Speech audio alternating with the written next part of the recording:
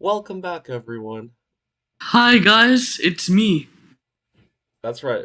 Today we're doing a collaboration with Cowstep Chess, and it's also my birthday. But most importantly, we have a special guest, Cowstep Chess, here, and we're going to be looking at one of the games that we played against each other. And this is also the favorite game that I've played, so no spoilers. But this is going to be a pretty juicy content. Okay, so Yup. Cowstep, why So don't? this tournament was actually the Idaho closed. Now this tournament was way back in February. I started off the tournament 5 out of 5, and in the going to the last round there was 3 people at 4 out of 5. One of them including James, which means he had to win in order to clinch this title and become co-champion. And all I needed was a draw. Now the last 3 times we played, I beat him both all 3 times. So I have a 3-0 record against him. Plus, the last 2 times we played, I've actually beaten him at the Idaho closed in previous years. So it's a bit of a scary situation, but let's get on with the game now. Yeah, very scary situation for me. So in this game, actually did some prep for once. I'm usually quite unprepared, but in this game, I actually prepped about 18 moves of book. And well, Wow. and Costa, what were you doing in that time that I was prepping? Yeah, so I was watching a movie at the time when he was prepping. I'm not gonna spoil what movie I was watching. Maybe that's for another video, but yeah. Yeah, okay. So I played e4, c5.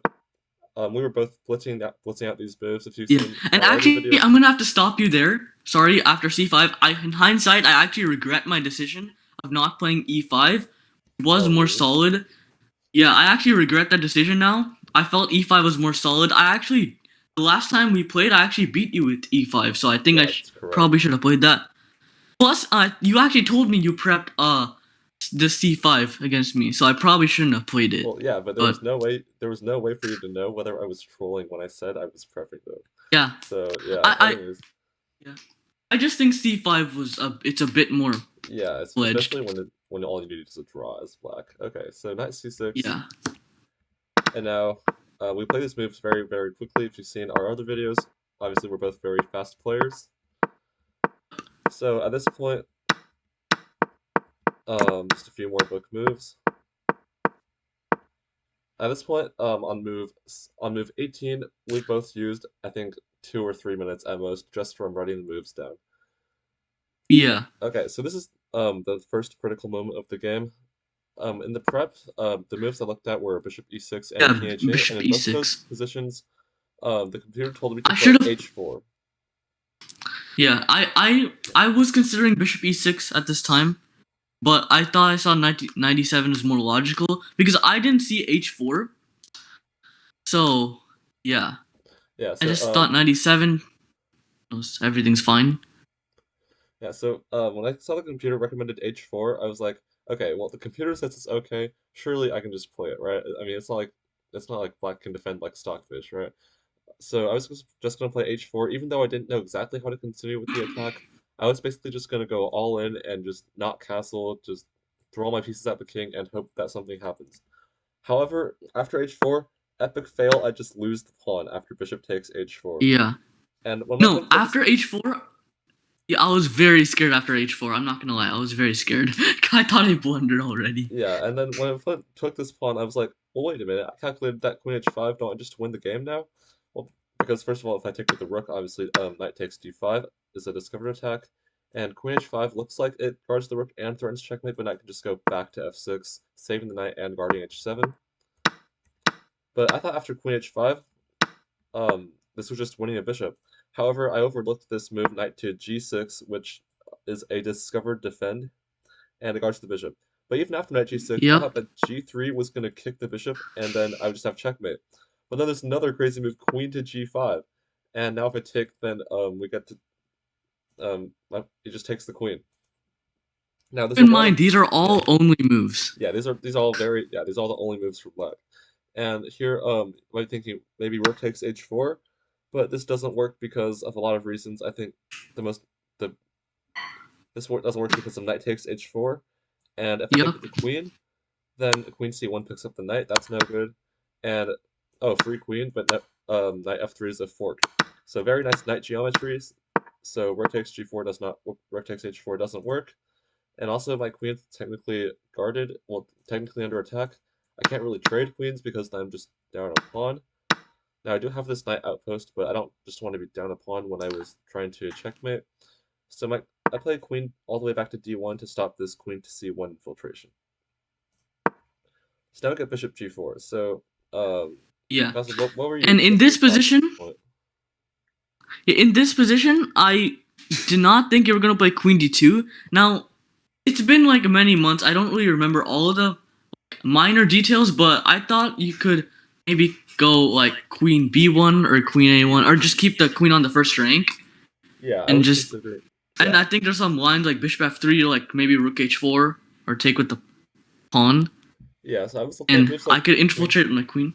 Yeah, I was looking at moves like queen to b1, but the reason I rejected that is because yeah, I saw this move bishop f3, and in some lines I was just getting checkmated with like knight to g4 and knight to f1, so I didn't go Yeah. for this. And the computer says it's worse. Yeah. So So in the game I decided to play queen to d2 to just trade queens and bail out, and hopefully that might this bastion on d5 is going to be enough.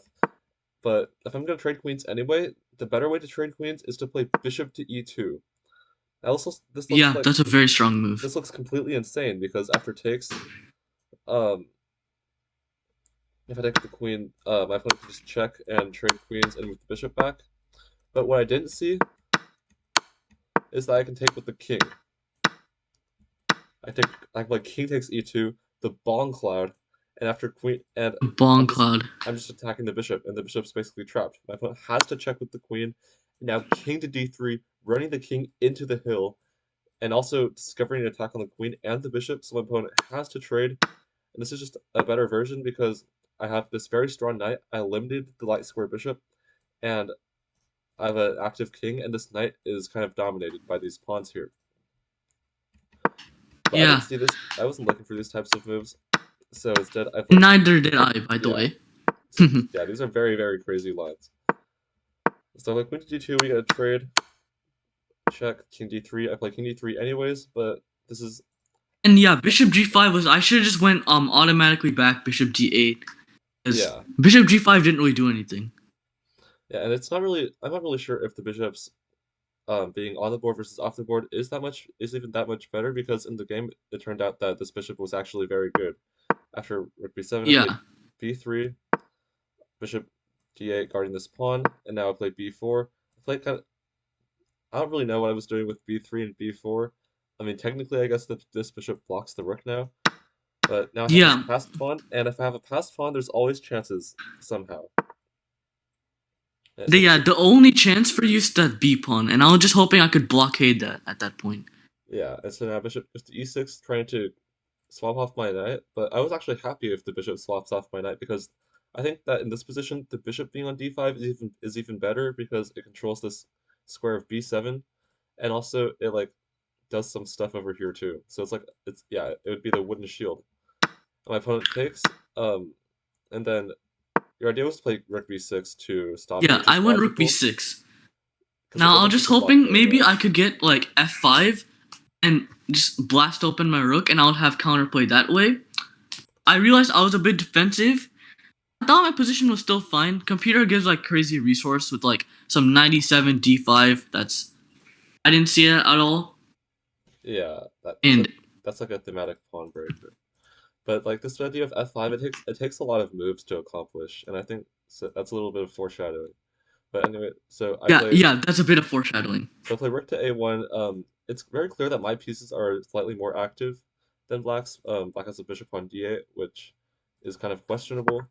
So go knight to e7, attacking And the the problem bishop. is that bishop on d8, it cuts off the connection of my rook on f8, because I would want to go rook b8 maybe later and Yeah, blockade that way. Yeah, so knight e7 attacks my bishop. I drop back, which is correct. I can't really lose this very strong bastion because then it's hard to escort my pawn. So now we get g6, and I think this is where you started to go wrong because this just wasted way too many moves. Yeah, I should have, like, honestly, I didn't really know what to do. Like, if, like, maybe go one move back, from I play g6. Like, what? Perhaps I could have maybe went knight c8. And, of course, the computer gives a crazy recommendation of rook b8 and giving up the d6 pawn. Oh, really? And that just looks completely Yeah, insane. yeah. Maybe knight c8, like get my bishop out of the way, place my knight on e7. Yeah, I mean, I At this guess point, you it's are like getting my you're. pieces are kind of tangled. I mean, you're activating your Fortunately, pieces. I think the idea is to reroute your knight to b6, which is a blockade. But I mean, that's yeah, a very knights hard are move to better play. blockaders. Yeah, that's a very hard move to play in a game. Okay, so we get g6, and this gives me time to start pushing p on the queen side here. So now I play b5, opening up the square b4 for the knight, and now f5. Now you do accomplish your plan, but Yes. what does it really do? Because even if the pawn takes, well, first of all, I can just take, and then if you take back with the pawn, then you're blocking the rook, and you no longer have this lever Yeah, to open the I tile. probably should have taken with the rook and just accomplished my plan. Yeah, maybe. Maybe even the knight, but I think anything was better than the pawn because those pawn like those pawns together, they're not really like they look good on the surface, but it's not really doing anything for the black position. Yeah, and also And my position's still fine here. yeah, and another thing, when you play the king g7 and f5, you're also weakening this rank here. So I always have these rook a7 ideas to like try to cheese you with this knight. Yeah. Yeah, but Foreshadowing later, yeah, perhaps. once you take with this pawn, like these pawns, like it's a center, but it's not really helping your pieces get untangled. So I get rook a7, Yeah. king g6, and now other rook to a6. Both my rooks are just infiltrating, and it's very hard Yeah. to defend this now. Black basically has to Yeah. find you a In bunch of this holes position, here. I probably have one move, and that's d5. That's Yeah, like my only move. and this is very difficult to play. If I had seen this, Self-winning. perhaps I could have gone the draw because I trade off you go knight d5. I trade off the knight. Yeah, and it's also very unlikely that I would have traded just because of the opposite colored bishops. Yeah, So I probably would have taken with the bishop here. and I think I still go rook f6. Yeah, rook B f6. rook, And basically you're just and putting a I lot of just pressure on this hold b6 this square, blockade for which is dear life. important. Yeah, and also since there's the pawns are sort of disappearing off the board, if you can ever just sack a piece and then use these three pawns to get rid of these two, the rook versus bishop or rook versus knight is also another way to try to draw the game. Yeah, Yeah, so we got e4 check. I think this is just a kind of an empty move because I can just yeah, step the that king didn't do away. anything. Yeah, And and now now I am in a lot of trouble here. yeah, now you're just in a world of hurt, and basically like all none of your pieces can move. Like it's literally just being suffocated. And now after rook e8, this knight can't move because of bishop f7.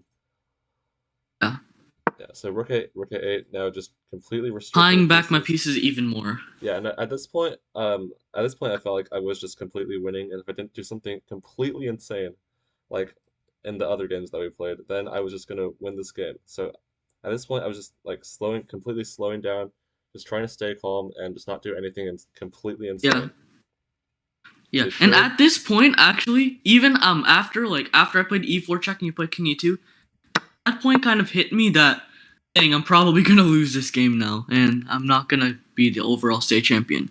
Oh, by the way, I don't think I told you this in the intro, but I was actually the the reigning Yeah, champion and the youngest one. So yeah, I had a lot to play for this tournament. yeah, and I think yeah, at this point it was becoming clear that it's not possible to stop this pawn. After knight g8, I just take, and then knight c6, and that just ends the game because this Yeah. bishop is pinned. Now I was hoping perhaps you would go let's say go one move before knight c6. Quick. I was hoping you could go a7 maybe. Oh, and I'll go maybe rook like this. g7, and that's like my only chance. Yeah, even this is a little bit iffy, but obviously I would never do that. Yeah, I think white's still winning, but that's my I would definitely go for that. Yeah, I think I would play knight c6 just to move the rook away. Oh, but I guess bishop. Bishop b6. Oh, Actually, but no. actually Bishop bishop b6 is a b6 draw. and it's a draw. Huh. Yeah, so okay, but Yeah. a7 is completely insane. I just eat the bishop. Okay, so Yeah. so I do end up winning this game, which is very nice because now we both have 5 out of 6, and then another one of our friends, the other person with 4 out of 5, also won their game. So the three of us were the co-champion, but Yep. by tie breaks, I technically got the overall plaque, but But later we printed some more overall plaques, and now we're all just the co-champions.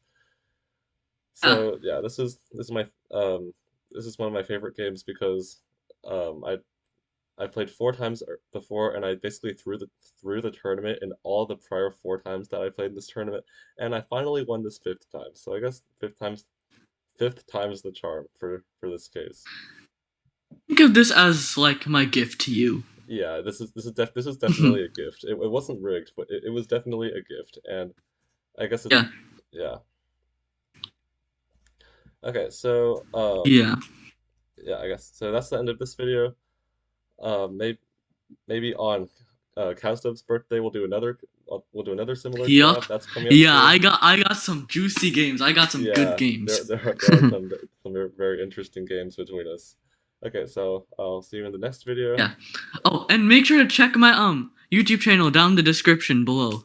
Yeah, I'll Yeah. definitely not forget to do that, and I almost did, and I definitely did not forget to shout you out too. So yeah, Yup. go check out Kaustev's channel in the chat. I think he's almost passing me in subscribers, but that's okay. That was That's gonna fine. happen anyways. Yeah, Kaustev's a great Well, channel. He's also a very strong player. Be sure to check him out, and that's the end of this video. Bye everyone. Thanks for watching.